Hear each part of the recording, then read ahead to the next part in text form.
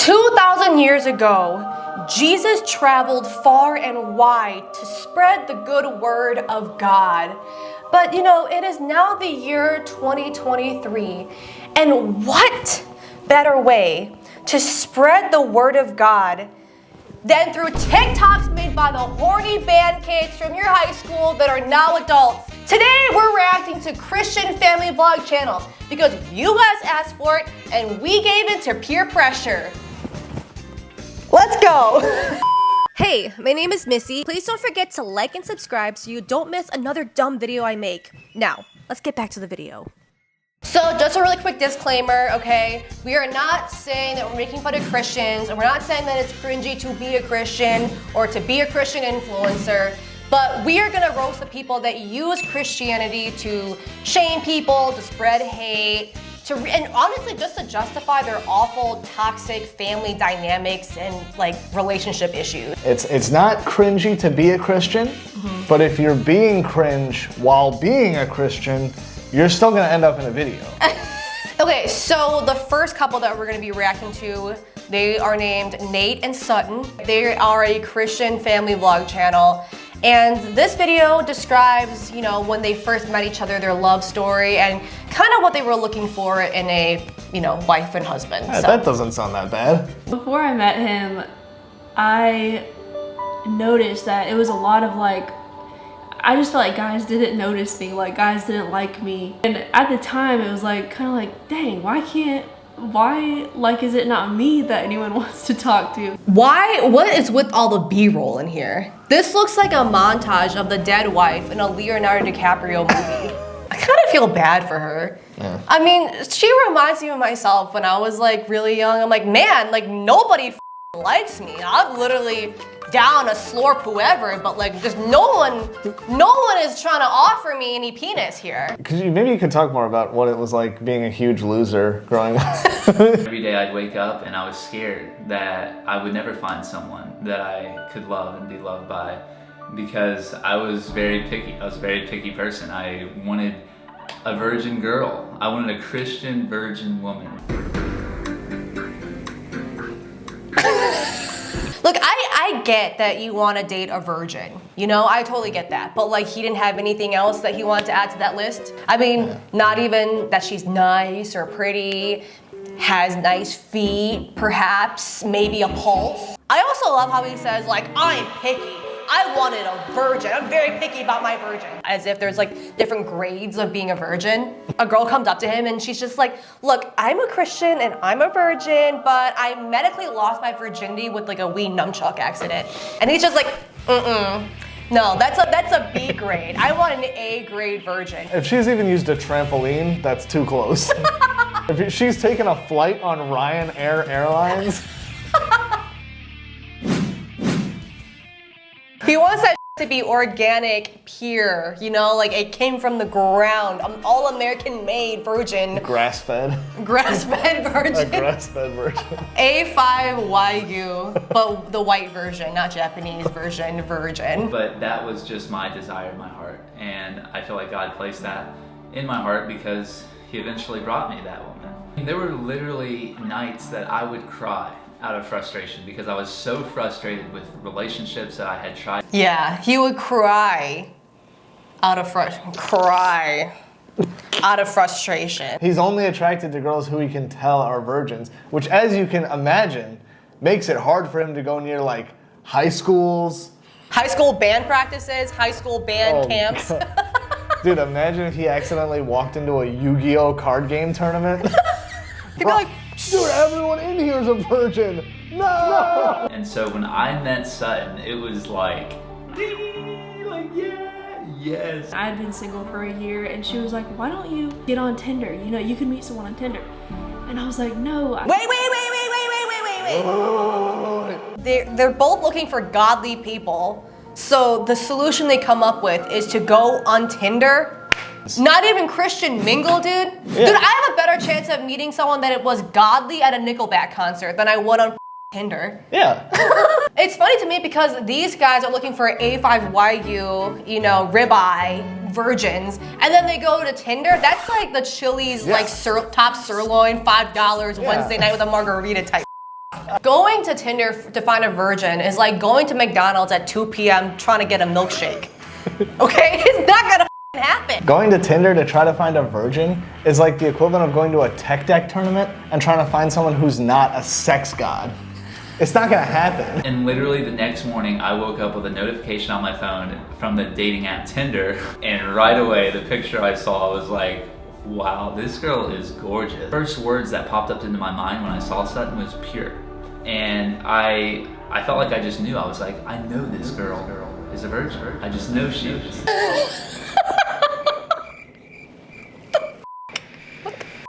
I know someone's gonna be in the comments being like, well, what, he's not allowed to want virgins? 2023, where?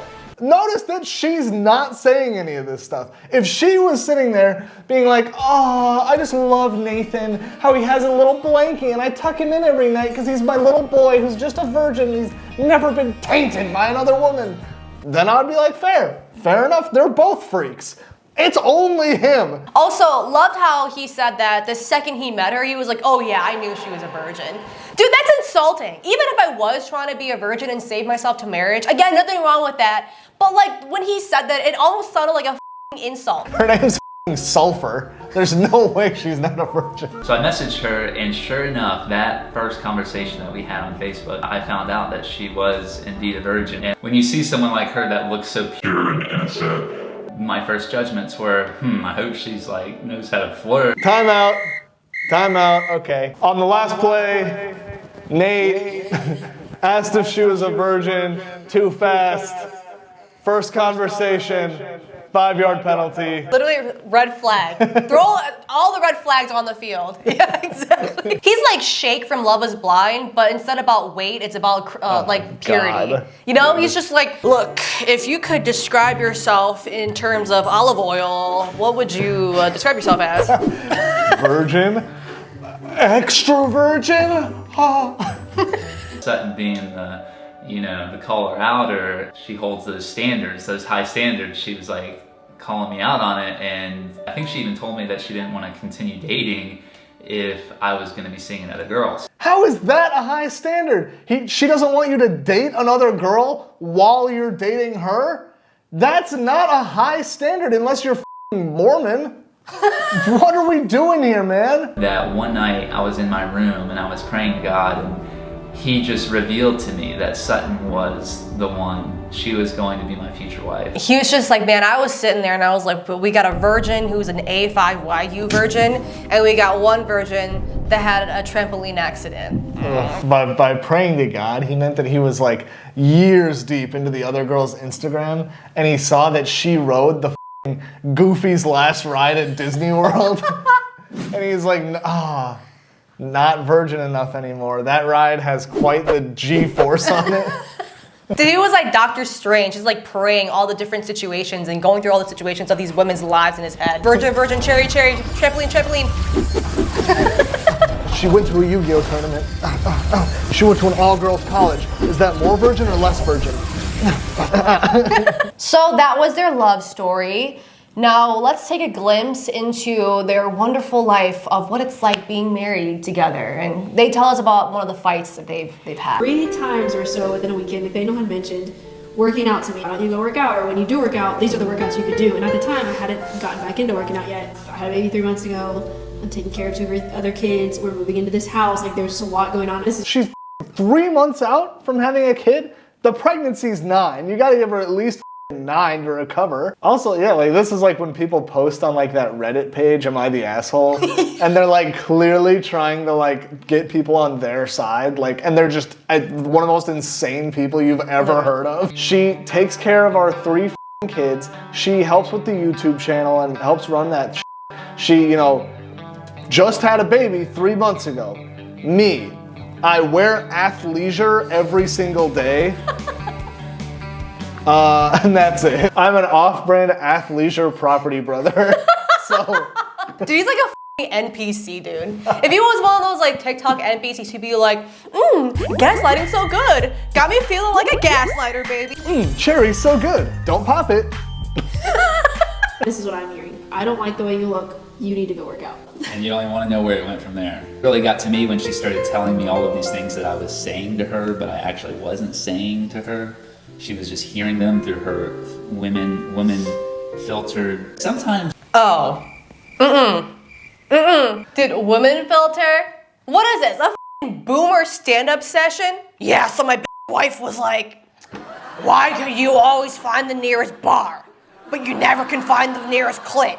And I'm like, well look, one of them is a real place, and the other one isn't.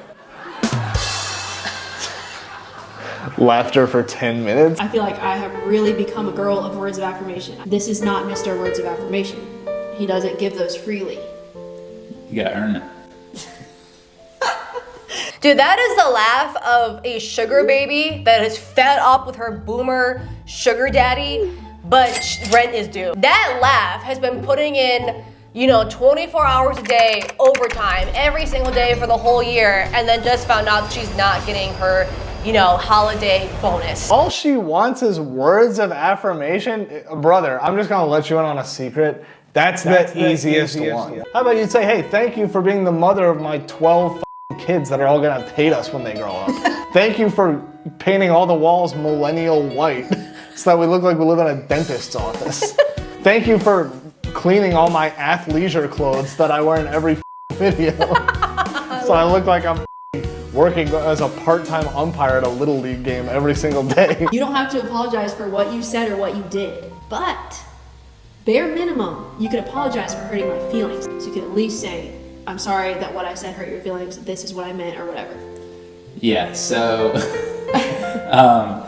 she, and this happens a lot when we get in our arguments, that she needs an apology. Like her life depends on it in order to move on. Don't be dramatic. Almost like, this is supposed to be helpful, don't be it dramatic. is, but it's a dramatic story. They uploaded this on purpose? This looks like a hostage negotiation video. Was the Taliban behind the camera? Being like, tell them how bad your relationship is. Is this guy not embarrassed? If your wife is miserable all the time and hates you, you're a bad man. Is that not clear to these idiots? Literally purr, like, he ate and left no crumbs. He's like, oh, this is a dramatic story. He's acting as if this is a story about like Palestine-Israel conflicts. This is you fat shaming your wife that just gave birth. A lot of their Christian fans, other normal Christian people that follow them, were like, okay, Nate, that was a little much. Yeah. And so he got a lot of clapback. And so he uploads this video in response to the clapback. All started with our last video. Let's just say I kind of got torn to pieces in the comments. Whew. This was hard to watch, Nate. You need to talk to God and do some major pride work. I started reading those comments and I was just like, whoa. And it made me really sad. Along with it came a lot of lies and defeating thoughts. The main one was that I am not righteous enough to teach people about God. Should I just quit YouTube? I agree, you're not.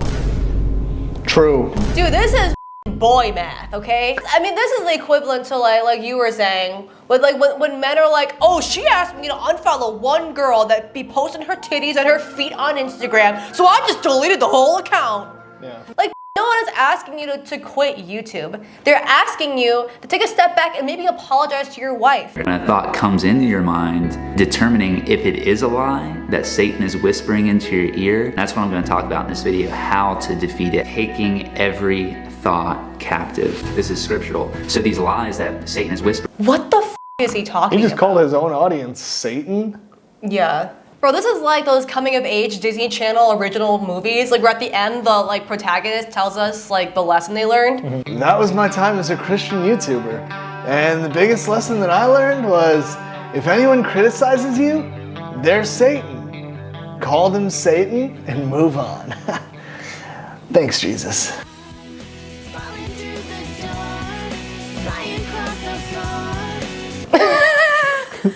All right, so this next one is another Christian family vlogger, but this is gonna be the mom explaining how she, controls the music that her kids listen to. Did you guys realize that the devil, okay, Satan, who was cast from heaven, right, was the chief musician in heaven, the chief musician. Is that even true?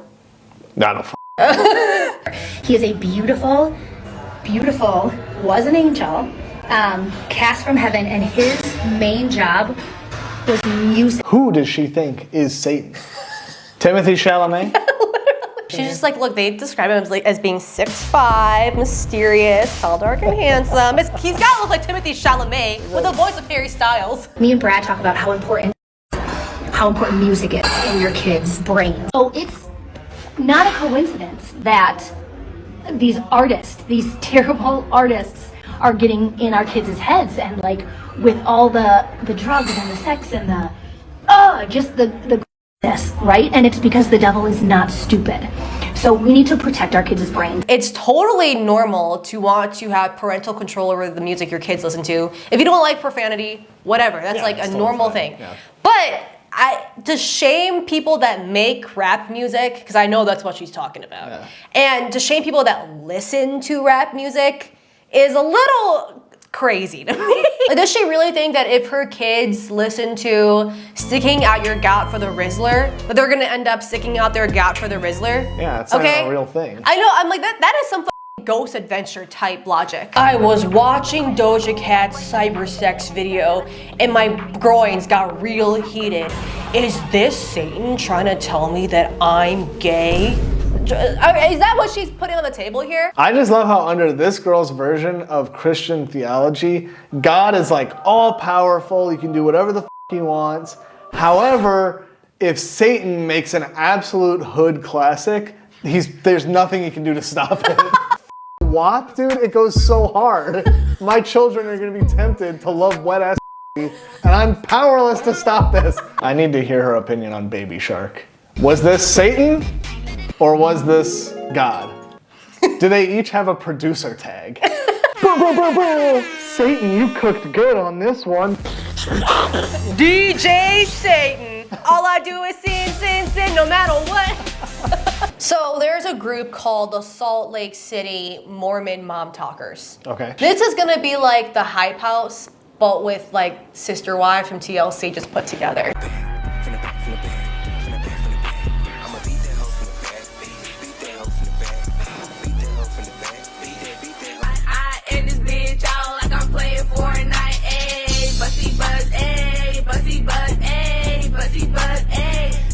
That was pretty normal. Yeah, it's not bad. I can smell the crumble cookie scent through the screen, but you know, it's not that bad. Here's another one that they post.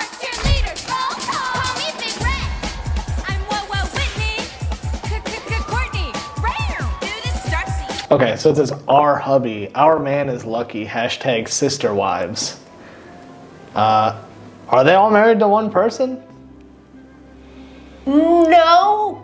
But this is where it gets saucy. For years, they've been saying that they're not swingers. They're not sister wives. But then she came out on Instagram Live, I believe, and said that she got ousted from the group because actually they are swingers. Oh. And then she calls it soft swinging, where all they do is like heavy petting and kissing. But then one night she got a little